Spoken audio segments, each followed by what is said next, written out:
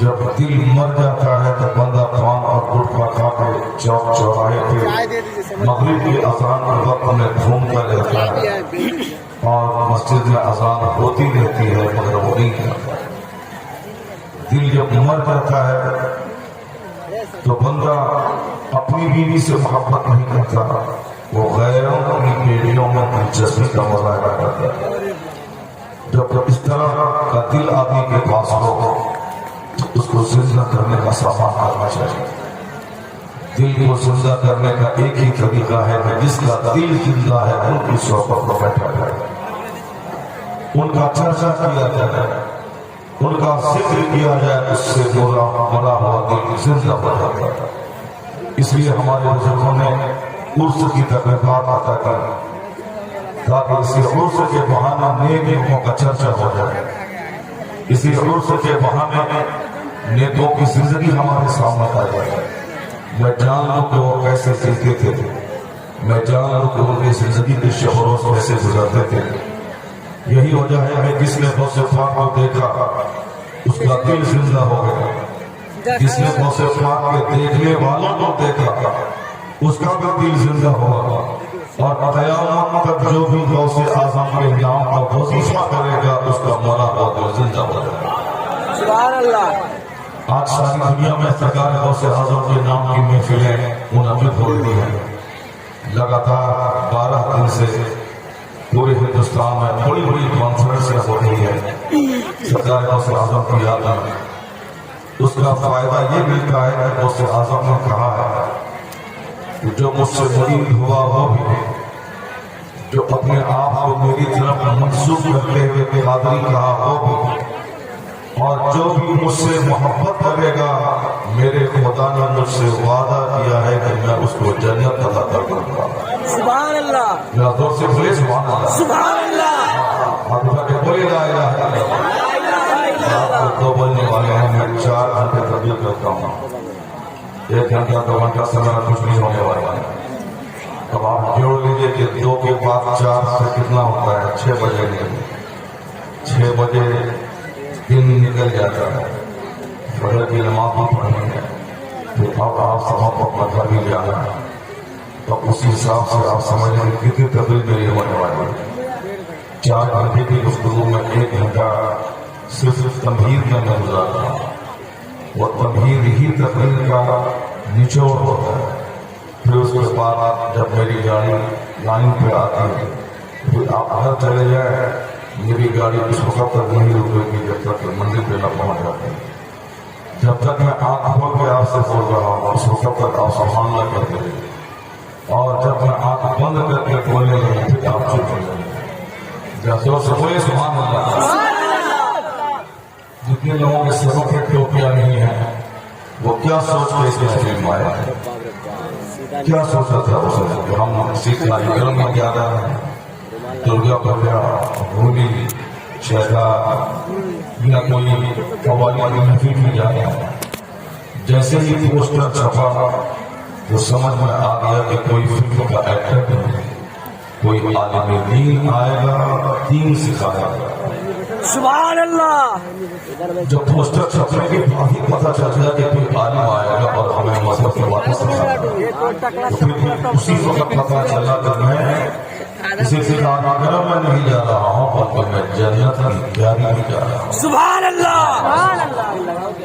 جنت کی تیاری میں آنے کے بعد بندہ جنتی ہو گیا، جہنم میں نہیں رہے۔ سبحان اللہ۔ جب آپ یہاں آ گئے تو جنتی لباس پہن کر جنتی سا چہرہ بنا کے آنا چاہیے، اپنے سروں کو ٹوپیوں سے سجا دینا چاہیے۔ اللہ توفیق خیر دے تو پنجابی اور پائجامہ پہن کے آنا چاہیے۔ آمین۔ روزانہ تو شرٹ پہنتی ہی ہے، چاہے شرٹ 1 لاکھ روپے کا کیوں نہ ہو، لیکن اگر کرتا پائجامہ 500 روپے کا ہے تو 500 روپے کا کرتا پائجامہ 1 لاکھ کا شرٹ بھاری ہوتا ہے۔ سبحان اللہ۔ اللہ توفیق دے کہ آپ بہت قیمتی کپڑے پہنے ہیں، لیکن جب بھی آپ محفل میلاد میں آئے تو اسلامی لباس پہنے، جب بھی جمعہ کے دن مسجد جائیں تو اسلامی لباس پہن کے جائیں، جب عید اور بقرعید میں جائیں تو 1 لاکھ کا اگر سوٹ ہے تو وہ گھر میں رہے، लगा कर कुर्ता पायजामा पहन के ईदगाह में जाए। जब जैसा जुलूस और शादी की महफिल में जाए इस्लामी लिबास पहन कर जाए, उससे ये होगा कि आपकी तकरीबात तो गैर इस्लामी खुराफात से बच जाएंगी और धीरे धीरे आपको इस्लामी रंग में रंगने का मजा आता है। उसकी इब्तिदा छोटी छोटी महफिलों से करें। महफिल मिलाद गाँव कहीं भी हो, चाहे आपके पास हजार कीमती और महंगे कपड़े हों, उससे कोई बहस नहीं। सफेद कपड़ा पहनकर सर पर टोपी लगाकर आप उस महफिल में जाए। जुमा के दिन 1000 पैंट शर्ट आपने सिलाया, उस दिन वही कुर्ता पायजामा पहन के आना। ईद और बकरीद वही सफेद कुर्ता सफेद टोपी लगाकर आप ईदगाह जाए। तो हुजूर ने कहा है कि सबसे पसंदीदा रंग सफेद है, जिसमें तुम अपने मुर्दों को दफनाते हो उस रंग के साफ शफाफ कपड़े पहना करो, तो उससे बदन पर सफेद कपड़ा भी होगा और दिल धीरे धीरे आपका उजला होता चला जाएगा।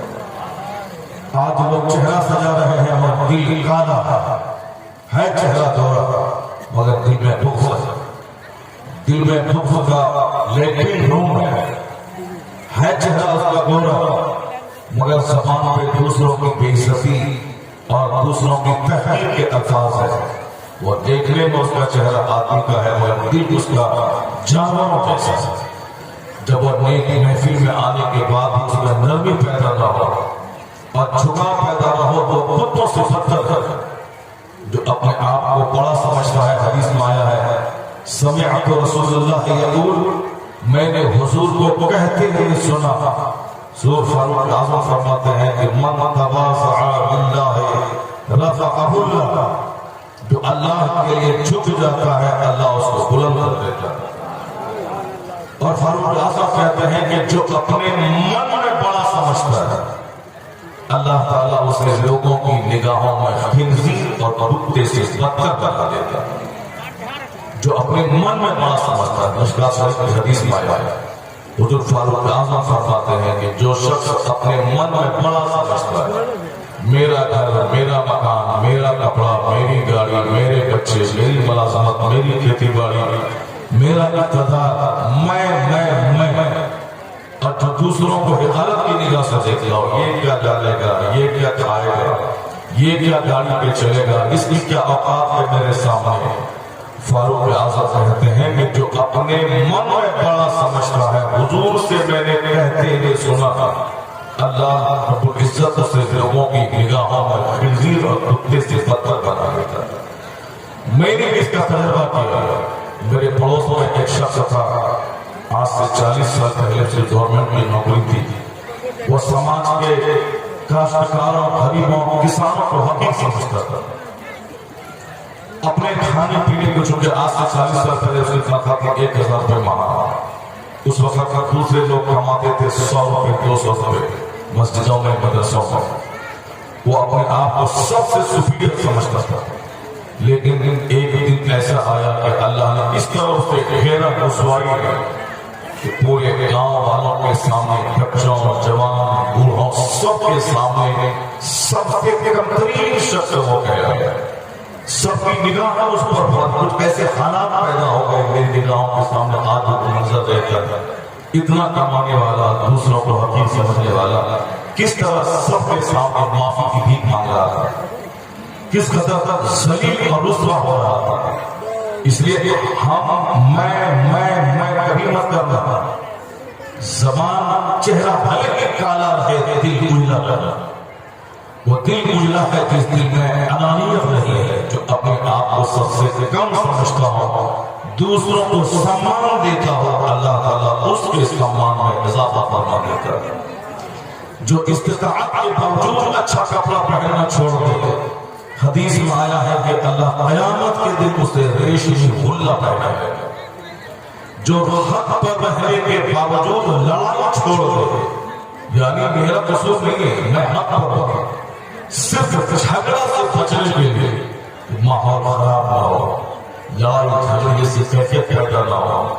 कसूर अगरचे मेरा नहीं है, मैं हक पर हूं, वह लड़ाई से बचने के लिए वो शख्स झगड़ा अगर छोड़ दिया, حق پر رہنے کے باوجود لڑائی چھوڑ دیا تو حدیث میں آیا ہے کہ اللہ تبارک و تعالیٰ اس کی عزت میں اضافہ فرما دیتے ہیں۔ یہاں تو حق پر نہیں رہنے کے باوجود جنگ ہوتی، آدمی کی غلطی ہے پھر بھی اتنا زور سے چلاتا ہے تاکہ پتہ چل جائے کہ ہماری کوئی غلطی نہیں ہے، اگرچہ وہ 1000 چلا کے بولے مگر جو جرم ہے اس جرم کی وجہ سے اس کی بات میں کبھی وہ دھمک نہیں پیدا ہو پائے گی جو ایک بے گناہ آدمی کی آواز ہوتی، وہ 1000 کچھ بولے مگر اس کی آواز سے کمزوری کا احساس ہوتا ہے۔ یہ احساس، یہ کمزوری اس کے گناہوں کی وجہ سے، یہ کمزوری اس کے ناحق رہنے کی وجہ سے۔ یہاں تو کپڑا نہیں ہے اچھا تو کر لے کے بندہ کپڑا پہنا ہے، اور وہ حدیث میں آیا ہے کہ جو استطاعت کے باوجود اچھا کپڑا پہننا چھوڑ دے، یعنی طاقت ہے وہ 5 لاکھ کا سوٹ پہن سکتا ہے لیکن سماج میں ایک غلط میسج نہ جائے، بڑائی کا احساس نہ ہو، گھمنڈ اور غرور دل میں پیدا نہ ہو، اس لیے عام لوگوں کی طرح مینٹین کرنے کے لباس پہنتا ہو۔ آیا ہے حدیث پاک میں کہ قدرت کے باوجود جو مہنگا کپڑا پہننا چھوڑ دے اللہ اسے جنت میں ریشمی لباس پہنائے، جبکہ جنتی لباس یہ تینوں جوگر کے بدن سر پہ ٹوپی ہوئی لگور فتی جو تینوں، اور یہ تینوں صرف 2 منٹ میری بات سننے کے بعد بھاگ رہا ہے۔ آخر یہ کیا سوچ کے بھاگ رہا ہے کہ مولانا صاحب آگے کامیڈی سنائے گا، یہاں وہ ہنسانے والے اشعار پڑھے گا، وہ تو کچھ ہمارے بدتمیز قسم کے کم پڑھے لکھے مولوی بھائی ہیں جو شاعروں کی نعت سننے کے وقت میں بتلا بھی دیتا ہے، پیسے بھی دیتا ہے، اور جب قرآن حدیث کی بات آتی ہے تو اس کے سے بات کرتا ہے۔ میں کبھی کبھی کہتا ہوں کہ بدتمیز جب تم نے 20 سال مدرسے میں قرآن حدیث پڑھا ہے اور تم قرآن حدیث کی عزت نہیں کرے گا تو تیری عزت کون کرے گا؟ سرکار غریب نواز نے کہا اخیر زمانے میں جس طرح چرواہا بکری کو ڈنڈے سے مار کے ہٹاتا ہے، اسی طرح اخیر زمانے میں لوگ مولویوں کو بکریوں کی طرح ڈنڈا سے مار کے ہٹائیں۔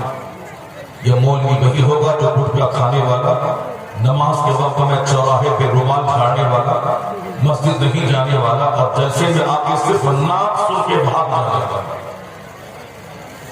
تم پڑھا تو تھا وہی نااہل ہے جو علم دین کا احترام نہ کرتا ہو۔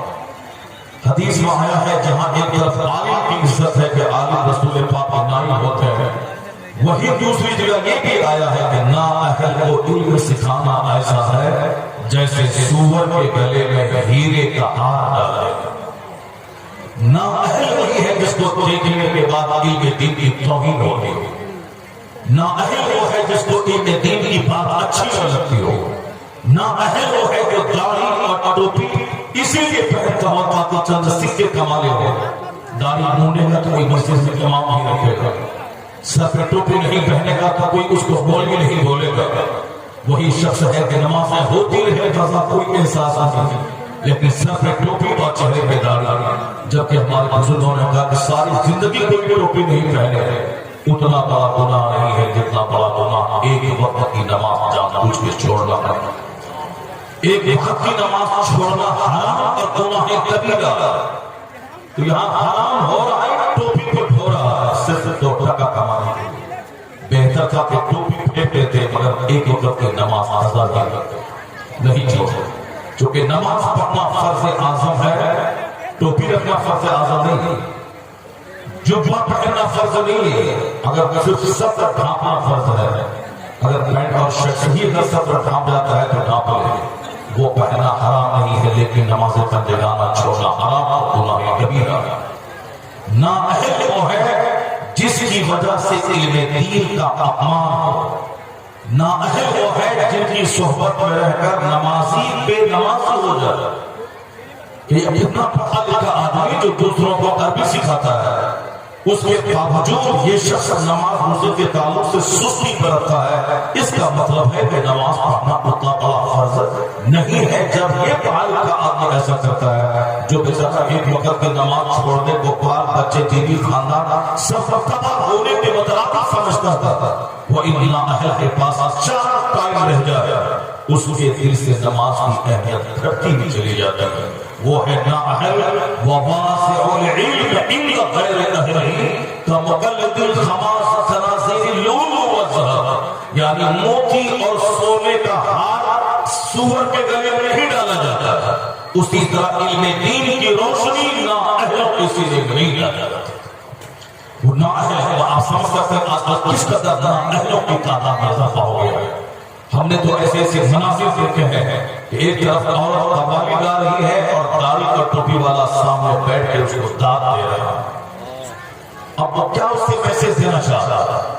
ایک علاقے میں گئے اتر پردیش کے بستی بسڈیلا نظام الدین صوفی نظام صاحب کے علاقے میں جہاں مدرسہ علیمیہ جمدہ شاہی دو شاعر نعت پڑھا، سارا مجمع سنتا رہا، اسٹیج علماء سے بھرا ہوا تھا، سارا اسٹیج نعت دیتا رہا. وہ شاعر تھا جس کو اردو بھی نہیں آتی، وہ ہندی میں نعت لکھ کے پڑھتا ہے، پورے ہندوستان میں مشہور ہو گیا. سارا مجمع سنتا رہا اور جب میرے نام کا اعلان ہوا پبلک بھی بھاگنے لگی اور مولوی لوگ بھی اسٹیج چھوڑ کر بھاگنے لگے. سب مکڑا ہو گیا، جیسا درد ہو گیا. ایسا نہیں کہ میں بار بار کہتا ہوں چلو یہ تقریر ہم سن چکے، ایک ہی تقریر بار بار کرتا ہے، کیا سنیں گے. ایسا بھی نہیں، پہلی بار میں بھاگ گیا. یہ آج سے 6-7 سال پہلے کی بات ہے. جب میں نے دیکھا سارا مرمہ خالی ہو گیا، میں نے ایک بات صرف کہی، غور سے سن لو. جو کچھ میں نے سنا تھا کہ جمدہ شاہی صوفی نظام الدین کا امر ڈوبا، بغل میں فلک بستی اور فقیہ ملت کا مدرسہ گولکا گنج، جو کچھ بھی میں نے سنا تھا وہ غلط سنا تھا. جو کچھ میں نے سنا تھا وہ غلط تھا، سب فوکس تھا، سب بیکار تھا. نہ جمدہ شاہی کا کوئی اثر ہے، نہ امر ڈوبا کا کوئی اثر ہے، نہ فقیہ ملت کے گاؤں کے مدرسے کا کوئی اثر ہے، کوئی اثر نہیں. جو کچھ میں نے سنا تھا وہ سب غلط ہے.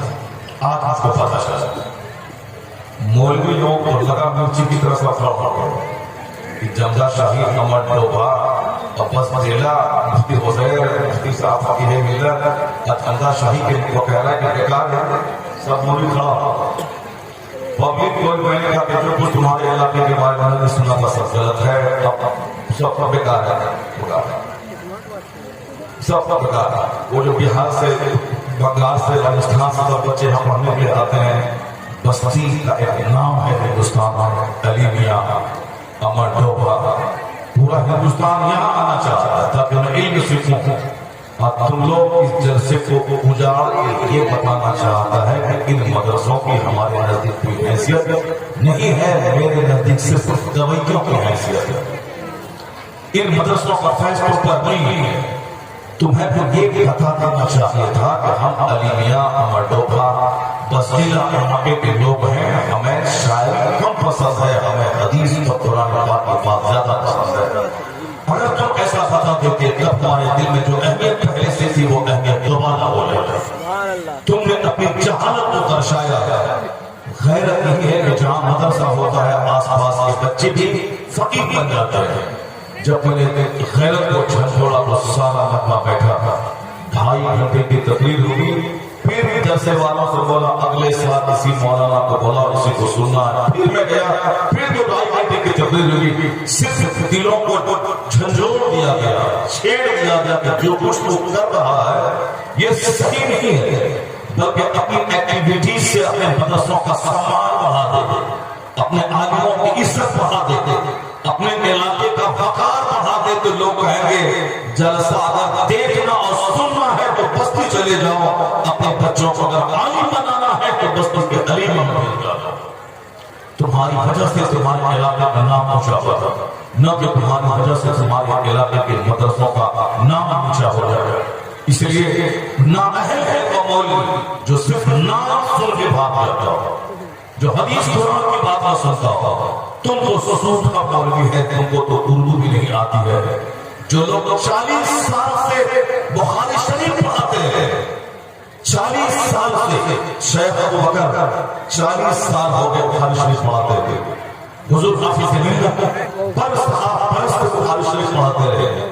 میں نے اپنے استاد خلیفہ مفتی اعظم ہند حضور مفتی غلام رسول صاحب رحمۃ اللہ علیہ کو دیکھا، وہ بھی 40-50 سال سے بخاری شریف کا درس دیتے تھے.